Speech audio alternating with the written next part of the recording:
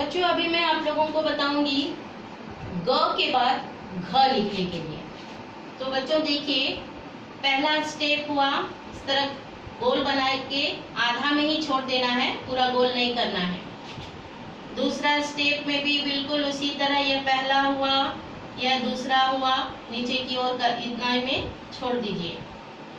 तीसरा स्टेप भी ये पहला स्टेप हुआ, यह दूसरा स्टेप हुआ और यह तीसरा स्टेप बगल से। पाया बोलिए या लकीर बोलिए सीधा। और बच्चों इसके ऊपर में लकीर खींचा हुआ नहीं है, ये खुला है। पहला स्टेप, दूसरा स्टेप, तीसरा स्टेप। चौथा स्टेप में भी यह पहला स्टेप हुआ, यह दूसरा स्टेप हुआ, यह तीसरा बगल से लकीर हुआ और बच्चों इसके ऊपर में एक सीधा लकीर है, यानी ये ढका हुआ है।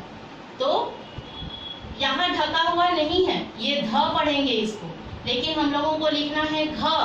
तो बच्चों ये है घ, इसी तरह ध की तरह ही लिखेंगे और ऊपर में सीधा लकीर देंगे। इसके बाद मैं आप लोगों को बताऊंगी अंग लिखने के लिए। अंग लिखने के लिए सबसे पहले मैं एक लकीर छोटा सा खींचूंगी।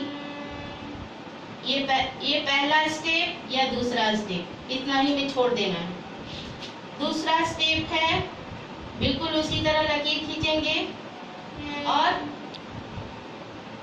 पहला स्टेप या दूसरा स्टेप। तीसरा स्टेप भी उसी तरह सीधा लकीर खींच के इस तरह से, पहला दूसरा नीचे की ओर, तीसरा पीछे की ओर, इस तरह से लिखेंगे। चौथा भी उसी तरह लिखेंगे, ये पहला हुआ या दूसरा हुआ या तीसरा हुआ पीछे की ओर। पांचवा भी उसी तरह लिखेंगे, सीधा लकीर खींचिए, ये पहला स्टेप हुआ, यह दूसरा हुआ और यह तीसरा में पीछे की ओर, बगल में एक बिंदु देंगे और ऊपर में लकीर खींचेंगे, उसको पढ़ेंगे अंग।